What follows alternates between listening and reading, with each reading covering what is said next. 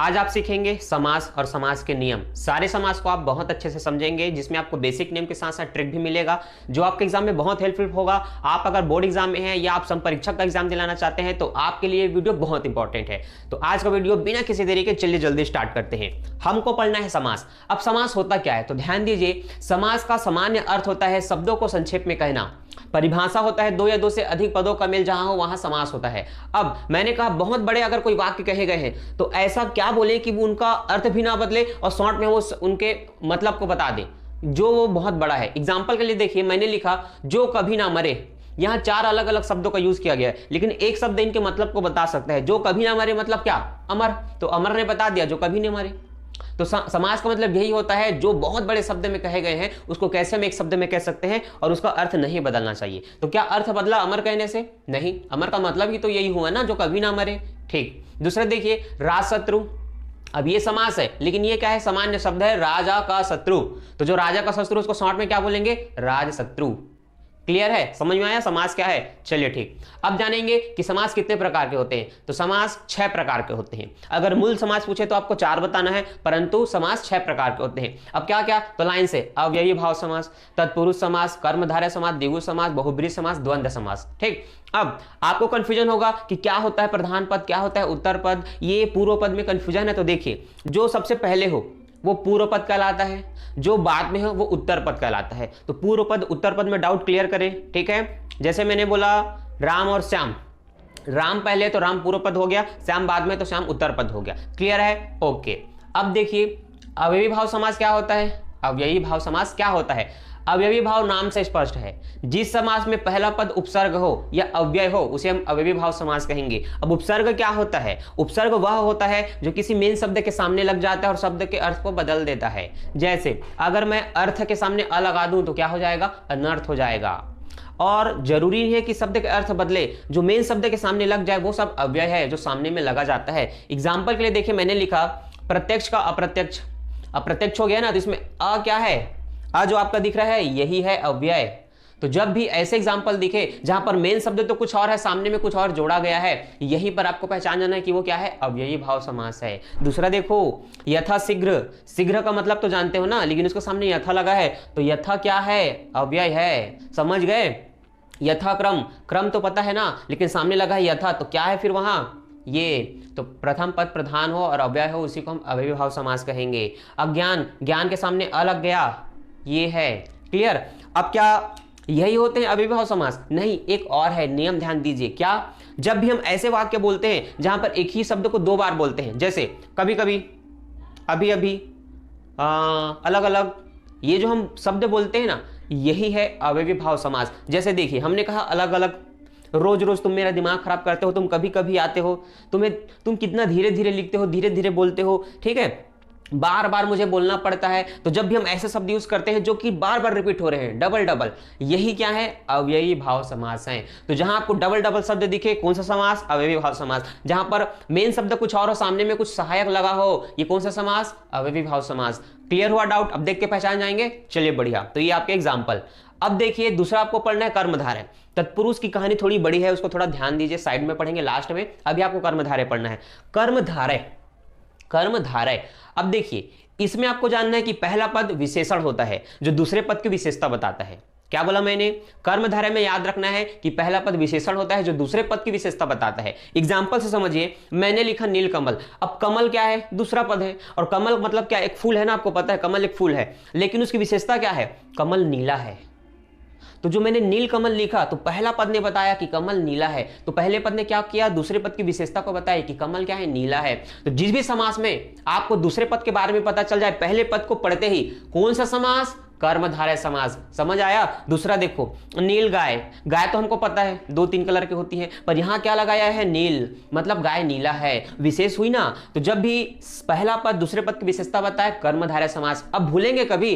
कभी नहीं भूलेंगे। इतने सारे एग्जाम्पल लिखा है, देख लीजिए। मैंने लिखा श्वेतांबर, श्वेत है अंबर जिसका, महादेव, देव मतलब भगवान, लेकिन जो देव में सबसे बड़े हैं महादेव हैं, तो पता चल गया महा से, तो विशेषता बताई। अब भूलेंगे क्या? नहीं भूलेंगे। दूसरा देखो, द्विगु समास, द्विगु नाम से स्पष्ट है, सामने में द्वि, द्वि मतलब दो, दो एक अंक होता है ना, तो जिस समास का पहला पद एक अंक हो या संख्यावाची हो उसे हम बोलेंगे द्विगु समास। अब भूलोगे कभी नहीं भूलोगे। अब एग्जांपल देखो, पंचवटी, त्रिलोकी, दशानन, त्रिभुवन, चौराहा, त्रिवेणी, हर शब्द जो मैंने लिखे हैं सामने में एक अंक है। त्रि मतलब 3, पंच मतलब 5, चतुर मतलब 4 है ना। तो जिस समास में पहला ही संख्या आपको दिख जाए एक नंबर्स, कौन सी समास? संख्यावाची द्विगु समास। ठीक है, अब देखो अलग कैसे करोगे। दशानन, 10 है आनंद जिसका, पंचवटी 5 वटों का समूह, इस तरह से आपको अलग करना है। अब वो तो आपको आ जाएगा, पहचानना सीखना है आपको। ठीक, दूसरा देखो बहुब्रीहि समास।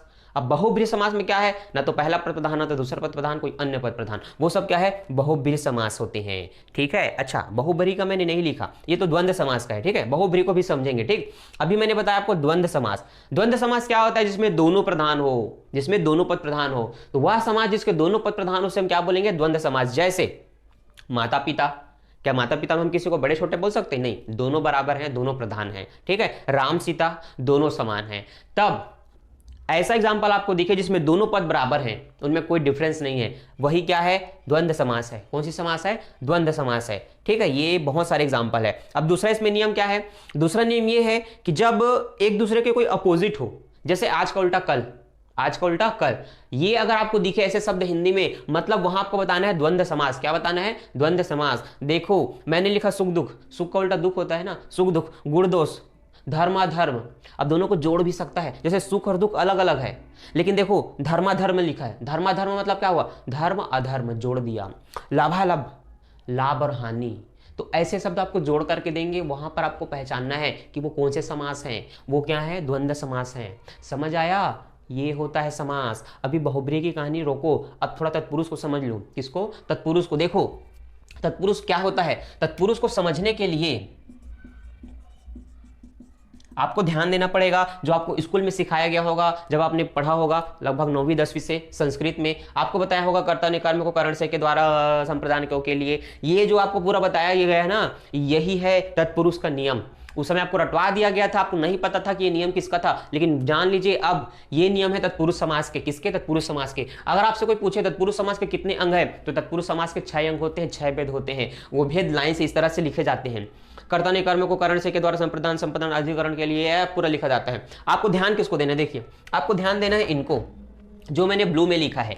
ये जितने भी शब्द मैंने ब्लू में लिखा है अक्षर, इनको ध्यान दीजिए, क्योंकि ऐसे वाक्य जो छोटे से हैं पर थोड़े 2-3 शब्दों से मिलकर के बने हैं, उसको देकर के आपको पूछा कि बताओ भैया इसमें कौन सा समास है। ये मैंने कुछ एग्जांपल लिखे हैं, बताओ कौन सा समास है। तो आपको ढूंढना है, क्या को दिख रहा है बीच में, क्या से दिख रहा है, के दिख रहा है, द्वारा दिख रहा है, लिए दिख रहा है, पर दिख रहा है, ऊपर दिख रहा है, काकी के रारीरी दिख रहा है। जब भी किसी 2 वाक्यों के बीच में अगर ये आपको दिखे, मतलब कौन सा समास? तत्पुरुष समास। जैसे मैंने बोला रथ चालक, अब रथ चालक का मतलब क्या?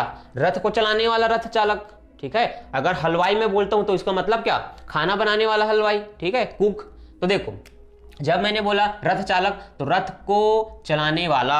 अब बताओ भैया यहां पर क्या दिखा आपको? को दिखा, तो कौन सा समास? तत्पुरुष समास। ग्रामगत, ग्राम को गया हुआ, तो को दिखा मतलब तत्पुरुष समास। दिखा ना, देखो को दिख रहा है। अब देखो मन चाहा, मन से चाहा, मन चाहा मन से चाहा, से दिख रहा है ना करण में, ये इसलिए है। रोगग्रस्त, रोग से ग्रस्त, ये हो गया, से दिखा। विद्यालय, विद्या के लिए आलय, विद्या के लिए आलय। अब के लिए देखो संप्रदान में दिखा, ये है, पहचान लिए ना। अब जब भी ऐसे आपको दिखेंगे एग्जाम्पल समझ जाओगे तत्पुरुष। ठीक, रसोई घर, रसोई के लिए घर, खाना बनाने के लिए घर, रसोई घर।